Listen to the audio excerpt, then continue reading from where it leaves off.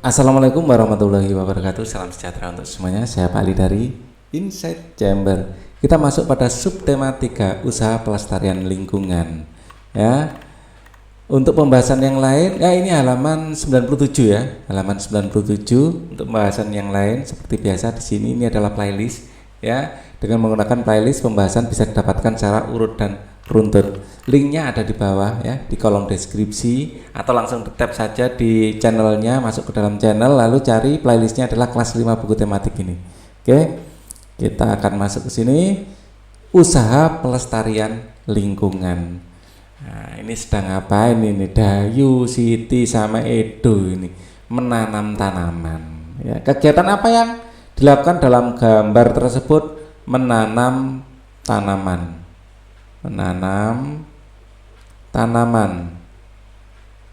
di taman. Kemudian di mana kegiatan itu biasa dilakukan? Di taman ya, di taman, di lahan kosong, atau di lahan yang gundul ya, atau di lahan yang gundul namanya reboisasi. Di lahan gundul, yang gundul itu maksudnya tidak ada tanamannya ya, ini disebut reboisasi. Apa tujuan dari kegiatan itu ya?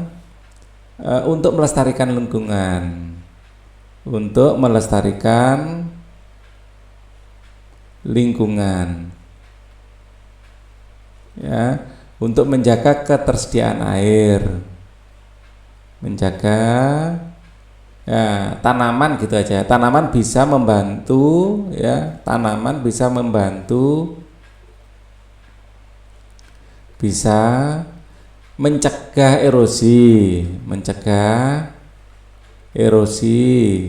terus membantu menjaga ketersediaan air tanah ya, membantu menjaga ketersediaan air tanah, ketersediaan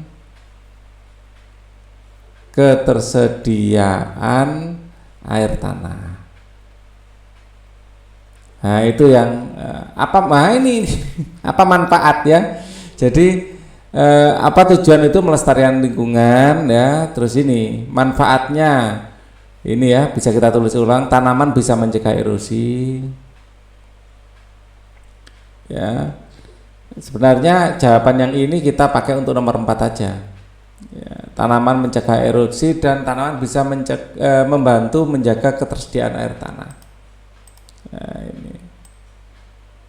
Nah, ini jawaban ini kita pindah ke sini saja ya, karena ini ada pertanyaan manfaat ya.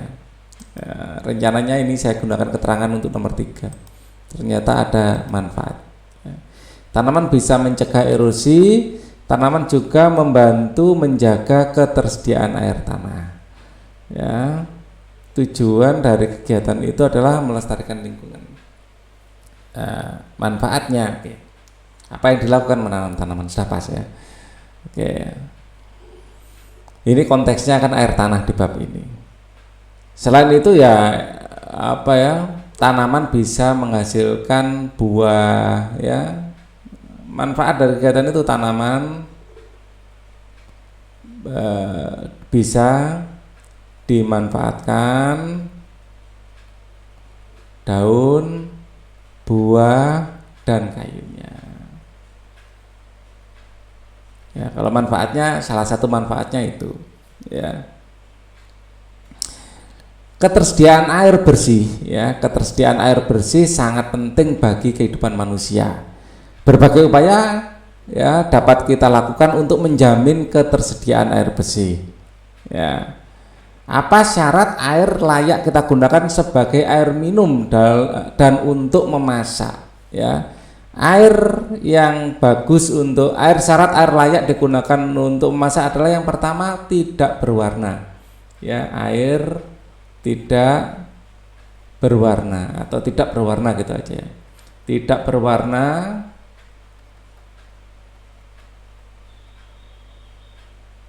ya tidak berwarna, artinya jernih ya, jernih, tidak berbau, ya air tidak boleh berbau, ya tidak berasa, tidak berasa, ya ini syarat air layak digunakan sebagai air minum untuk memasak. Ya, jadi itu ya. Kita lanjutkan, kalau bagaimana kualitas air yang digunakan untuk mencuci pakaian. Yang pertama yang jelas tidak kotor ya, tidak kotor. Nah, kalau air kotor digunakan untuk mencuci ya lebih kotor lagi.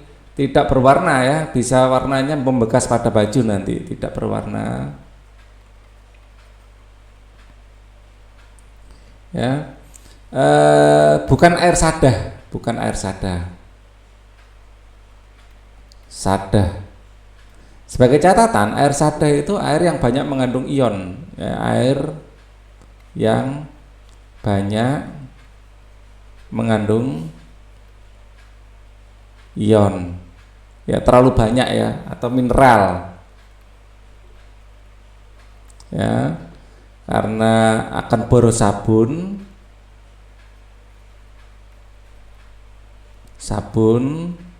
dan menimbulkan endapan, malah kotor nanti pakaiannya, menimbulkan, biasanya berbau agak amis gitu loh, bau besi gitu loh, bau besi kayak bau besi berkarat gitu. Akan boros sabun dan menimbulkan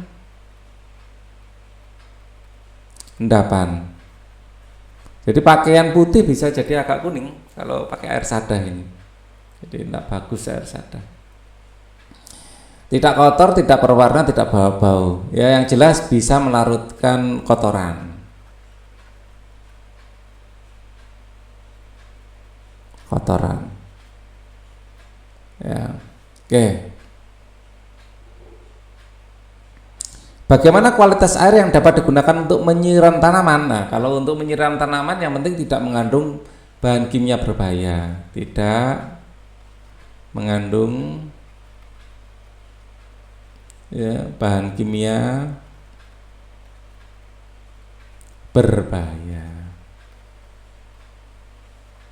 atau beracun ya, tidak mengandung bahan kimia berbahaya gitu aja. Ya. Jadi air kotor tidak masalah untuk menyiram tanaman, air sadah tidak masalah. Yang penting tidak mengandung bahan kimia berbahaya. Presentasikan hasil diskusimu lalu diskusikan dengan kelompok-kelompok lain. Air yang aman digunakan untuk memasak dan minum, namun ada pula yang sebaliknya, kita pelajari bersama. Ya. Jadi air itu tidak semuanya bisa dipakai. Air untuk kebutuhan sehari-hari. Bagaimana rasa air laut? Asin. Air laut rasa asin. Jika kamu berenang di pantai dan terpercik air laut, kamu akan mengetahui bahwa air laut terasa asin. Sebagian besar 97 air yang menutupi planet bumi ini adalah air laut. Air laut tidak bagus untuk minum. Air laut juga tidak dapat digunakan dalam kebanyakan industri. Keperluan rumah tangga ya tidak bisa, kecuali dilakukan proses tertentu menghilangkan garamnya ya, desalinasi namanya. Untunglah 3% air di dunia berupa air segar, yaitu air yang tidak asin dan dapat digunakan untuk minum, memasak dan mencuci.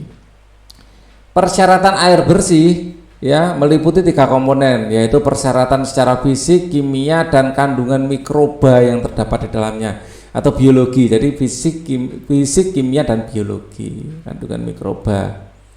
Persyaratan fisik, tidak keruh, tidak berwarna apapun, tidak berasa apapun dan tidak berbau apapun. Suhunya antara 10 sampai 25 derajat, artinya sejuk, tidak meninggalkan endapan. Kalau syarat kimiawi, tidak mengandung bahan kimiawi yang mengandung racun, tidak mengandung zat kimiawi yang berlebihan, cukup zodium, ya, pH keasaman antara derajat keasaman ya pH itu 6,5 sampai 9,2. Kalau 7 netral, keterangan 7 itu netral. Ya, kurang dari 7 ini semakin ke sana semakin asam, semakin besar semakin basa. Ya, jadi tengah-tengahnya 7. 7 netral ya. Ke sana nanti basa, semakin kecil nanti asam. Nah, itu pH. Mentoknya 14. Mentoknya di sini di 0. Nah, syarat mikrobiologi tidak mengandung kuman penyakit seperti disentri, tipes, dan kolera. Masyarakat memerlukan air dalam jumlah yang sangat besar. Air yang akan digunakan diambil dari sungai-sungai terdekat dan sumber-sumber lain seperti sumur. Air dari sungai dan sumber-sumber air dialirkan dan disimpan dalam tangki penampung yang sangat besar. Tangki penampung berisi air ditambahkan sejumlah kecil gas klorin untuk membunuh kuman berbahaya. Selanjutnya air dipompa melalui pipa bawah tanah menuju rumah-rumah penduduk. Inilah yang digunakan untuk keperluan sehari-hari masyarakat. Ini PDAM ya. Ya. Jadi PDAM seperti di Surabaya itu diambilkan dari sungai. Kalau di Surabaya sungai Jagir sana. Ya. Disaring, ditampung, diendapkan, kasih klorin, terus salurkan ke warga. Sumber air lainnya dapat dari penggalian tanah. Lubang penggalian tanah dinamakan sumur. Masyarakat membuat sumur sebagai sumber air untuk keperluan sehari-hari. Dahulu orang menggunakan timba untuk mengambil air dari sumur. Namun sekarang kita dapat menggunakan pompa air bertenaga listrik. Dengan pompa air dialirkan ke atas melalui pipa menuju bak penampungan air, kamar mandi, dapur, dan tempat-tempat lain di rumah. Kalau di desanya Pak Ali masih pakai air tanah itu. Ya, airnya segar. Informasi penting apa yang dapat kamu temukan pada teks air untuk kebutuhan sehari-hari tuliskan dalam bentuk peta pikiran. Ya, yang pertama adalah ternyata 97% air di permukaan bumi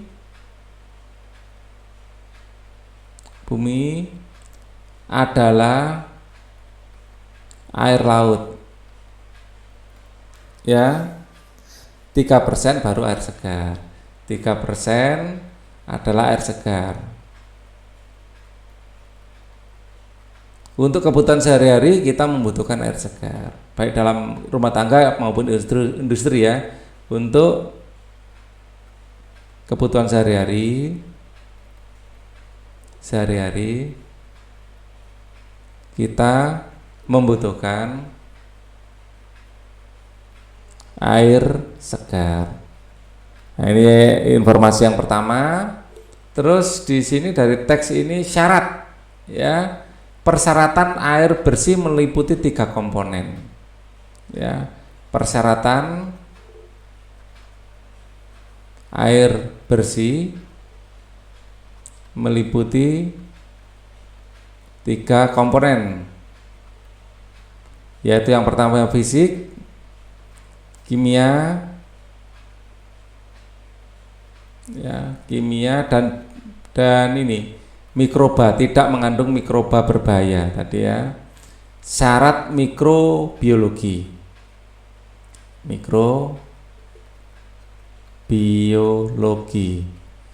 Nah, terus apa lagi? Masyarakat memerlukan air dalam jumlah besar. Ya, masyarakat memerlukan air dalam jumlah besar. Ya, untuk PDAM biasanya ya, untuk masyarakat kota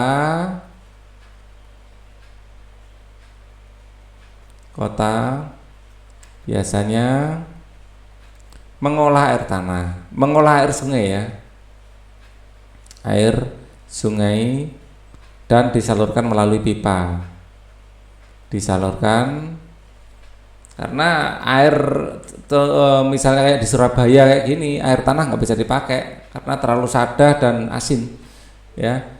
Mengolah air sungai dan menyalurkan melalui pipa, menyalurkan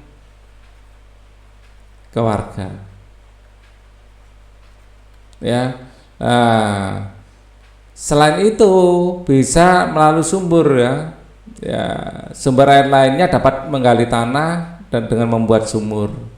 Sumber air lainnya adalah dengan membuat sumur. Sebenarnya ini lebih dahulu ya. Kalau di desa-desa, terutama di daerah yang bukan daerah pantai ya, itu bisa menggunakan air sumur seperti di Kediri. Itu biasanya Mojokerto itu air sumur masih segar ya, membuat sumur dengan ditimba, air bisa ditimba atau dipompa, bisa ditimba atau dipompa. Nah, apalagi nah, itu yang secara umum ya. Nah, oke. Hari ini saya belajar tentang apa? Tentang ini ya, tentang air ya. Syarat-syarat syarat-syarat pemakaian air ya. Syarat-syarat yang diperlukan dalam penggunaan air untuk berbagai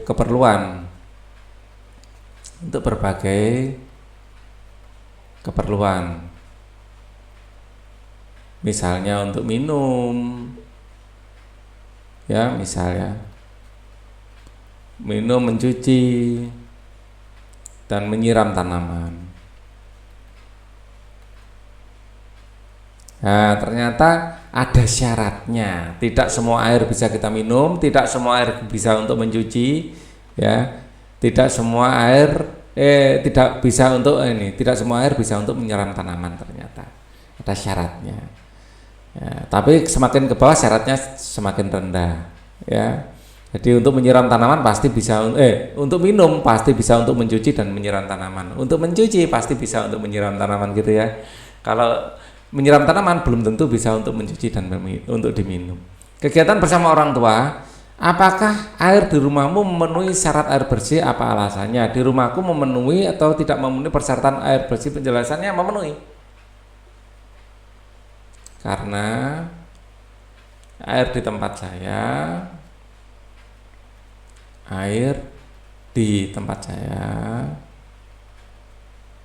ya tidak berwarna, artinya jernih, tidak berbau, ya, dan tidak berasa.